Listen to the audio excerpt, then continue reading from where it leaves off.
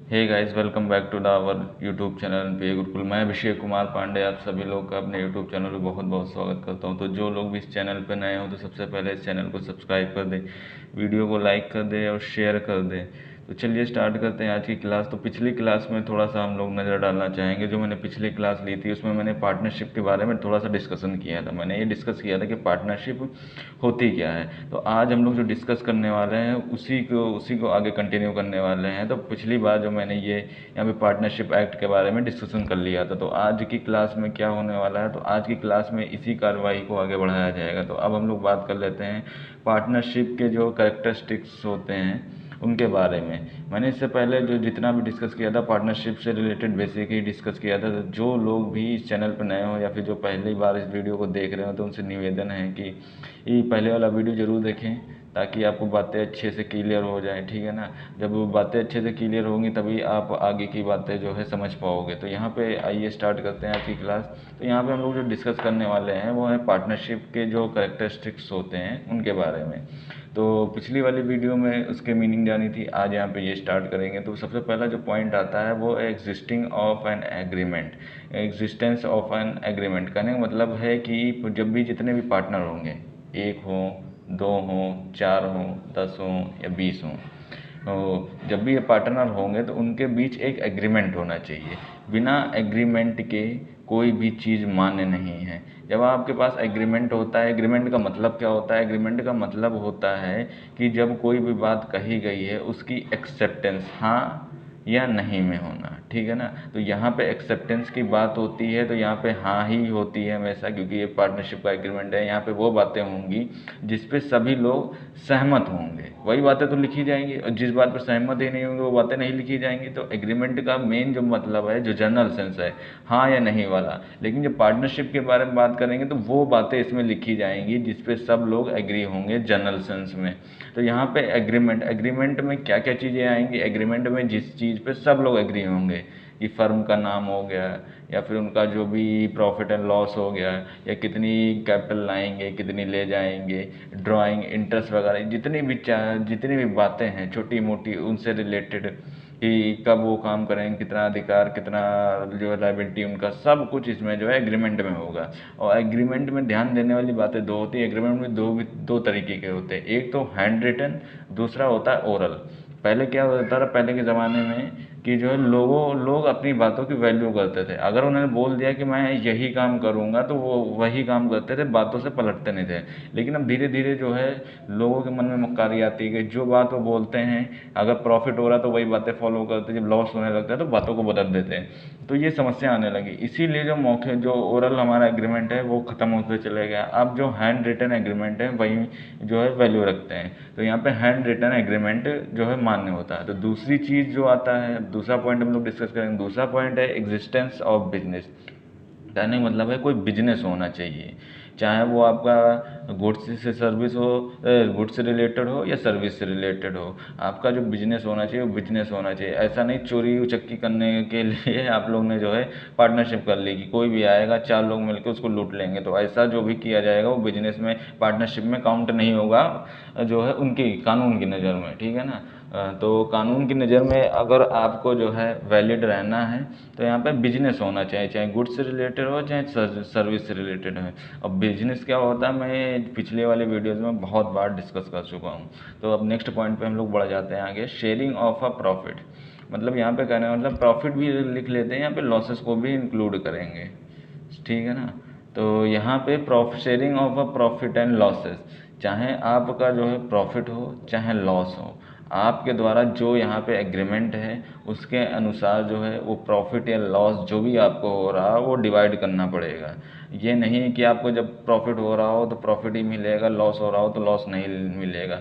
Normal condition की बात कर रहा हूँ कि कुछ कुछ जगह पे लोग सिर्फ और सिर्फ प्रॉफिट के लिए ही जो है साझेदार बनते, वो अलग कंडीशन हो गई। नॉर्मल कंडीशन में आपको प्रॉफिट एंड लॉस दोनों ही बांटा जाएगा। तो ये इसका मेन करेक्टर है। और उसके बाद अब जो नेक्स्ट पॉइंट पे हम लोग मूव करने वाले हैं वो है एजेंसी रिलेशनशिप। एजेंसी रिलेशनशिप का मतलब क्या होता है? एजेंसी रिलेशन, ये काफ़ी अच्छा है, एक टॉपिक है, उसको समझने की कोशिश कर लीजिएगा। अब मान लीजिए यहाँ पे ये फर्म है, सॉरी मैं कलर चेंज कर लेता हूँ पहले। ये सही है। चलिए मान लीजिए ये फर्म है, ठीक है ना, फर्म को एफ से, और ये हमारे पार्टनर हैं। अब इन लोग का रिलेशनशिप आपस में समझने की कोशिश करिएगा, काफ़ी अच्छा पॉइंट है। फर्म मतलब हमारी एक फर्म है, इसको एजेंसी की तरह ट्रीट करेंगे, और पार्टनर यानी ये हमारे एजेंट की तरह ट्रीट करेंगे। अब जो ये पॉइंट है ये क्या कहता है, ये पॉइंट ये कहता है कि जो एजेंट, जो पार्टनर होते हैं वो फर्म के एजेंट होते हैं। एजेंट का काम क्या होता है, सिर्फ और सिर्फ अपने जो है इसको जो है रिप्रेजेंट करना। ये अपनी तरफ से कोई फैसला नहीं लेगा, जब भी फैसला लेना होगा तो वो हमारे जो अदर पार्टनर हैं उनसे जो है डिस्कस करके होगा, ठीक है ना। अगर उसको कोई स्पेशल राइट नहीं मिलता है, लेकिन कुछ नॉर्मल काम तो कर सकता है, लेकिन अगर बड़े बड़े डिसीजन होंगे तो कहने का मतलब है ये सब डिस्कस करके ही लेगा। ये जो फर्म है उसको रिप्रेजेंट करेगा, ठीक है ना। इसके कुछ पार्टनर के अधिकार होंगे, कुछ पावर होंगी, वो इनका जो है प्रयोग करेगा, वो भी किस पे, इस जितनी भी जो फर्म है, फर्म ने जितना भी इसको जो है अधिकार दे रखा होगा सिर्फ उन्हीं का ये इस्तेमाल करेगा। तो कहने का मतलब है कि ये पार्टनर जो भी होते हैं वो फर्म को रिप्रेजेंट करते हैं। फर्म को रिप्रेजेंट करने का मतलब है ये फर्म के द्वारा जितने भी ऑर्डर दिए जाते हैं उन्हीं को फॉलो करते हैं, चाहे वो पावर से रिलेटेड हो, अधिकार से रिलेटेड हो, बाकी जो भी रिलेटेड, जो भी इसको काम फर्म सौंपेगी ना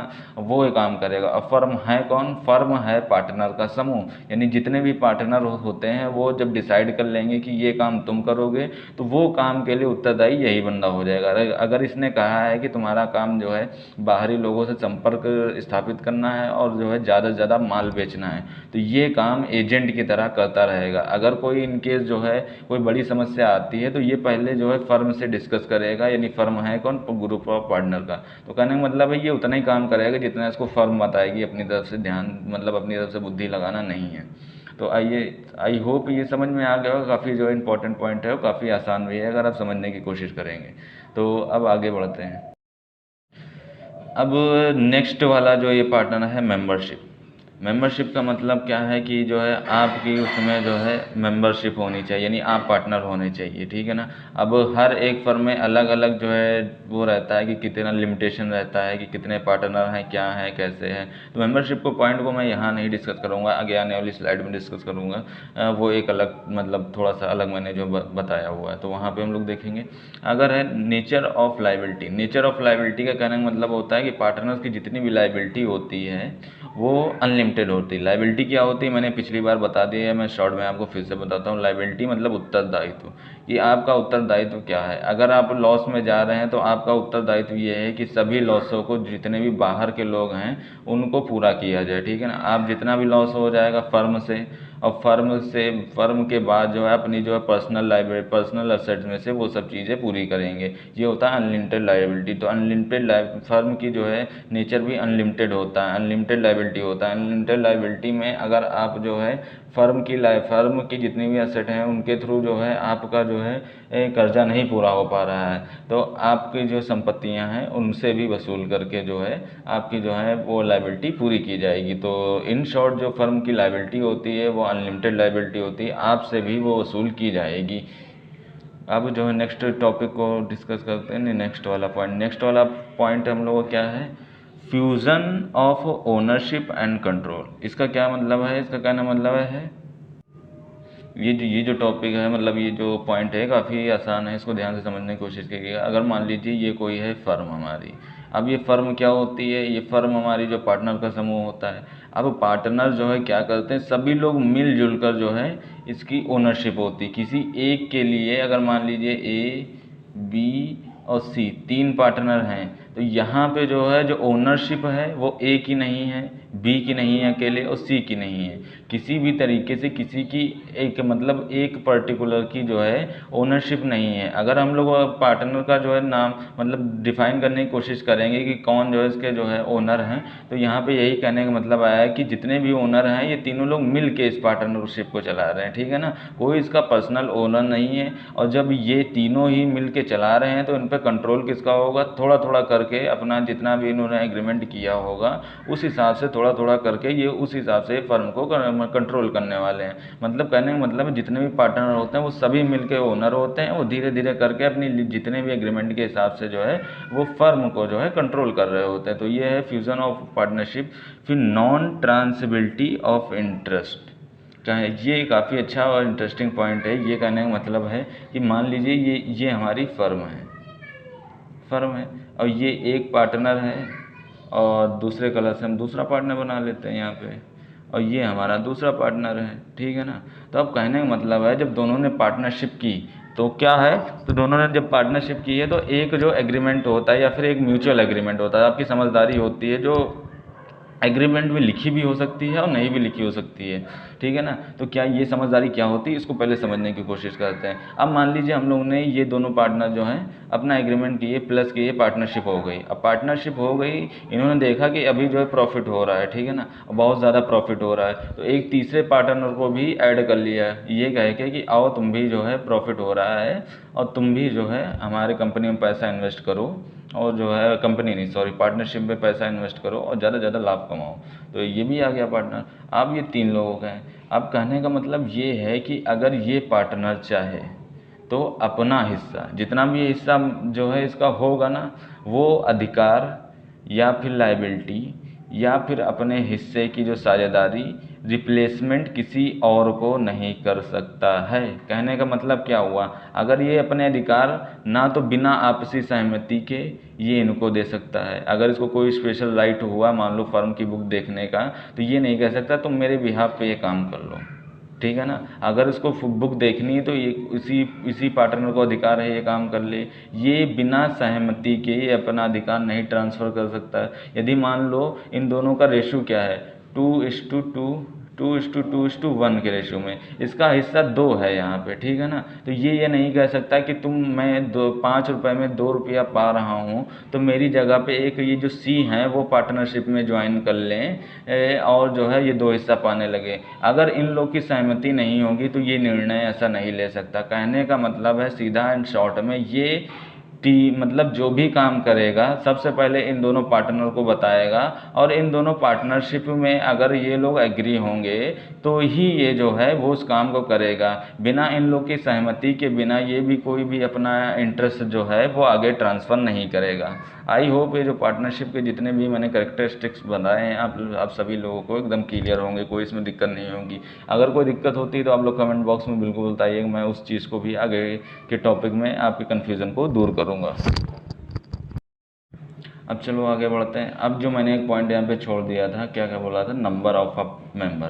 कहने का मतलब देखो पार्टनरशिप पे कुछ ना कुछ लिमिटेशन होती हैं। कौन सी लिमिटेशन होती है पार्टनरशिप पे, जो है पार्टनर्स की लिमिटेशन होती हैं। कि ऐसा नहीं है कि पूरे आपने जितना भी मन कर रहा उतने पार्टनर्स को बुला लिया, पार्टनरशिप कर ली और जो है आप बिजनेस करने लगे। जब भी लॉस हो रहा है तो एक नए आदमी को जोड़ते हैं, और ऐसा नहीं, इसकी कुछ लिमिटेशन है। और वो पार्टनर की लिमिटेशन क्या है, मेंबरशिप की। तो कितने मेंबर हो सकते हैं, तो जनरली जो बात चलती है ना कि कितने जो है हो सकते हैं। तो यहाँ पे अगर हम लोग बात करें तो कंपनी एक्ट की जो 1956 था उसके अनुसार जो है मैक्सिमम लिमिट है केस ऑफ पार्टनरशिप वो 10। यहाँ पे जो नॉर्मल पार्टनरशिप होती हैं, जैसे नॉर्मल बिजनेस के लिए जो पार्टनरशिप होती हैं उनके लिए जो मेंबर हैं वो 10 हैं। लेकिन अगर आपका बिजनेस बैंकिंग से रिलेटेड बिजनेस है तो उसमें आप जो है ज़्यादा से ज़्यादा 20 मेंबर को रख सकते हैं। अब एक बात आती है कि अब मिनिमम कितने लोग रख सकते हैं।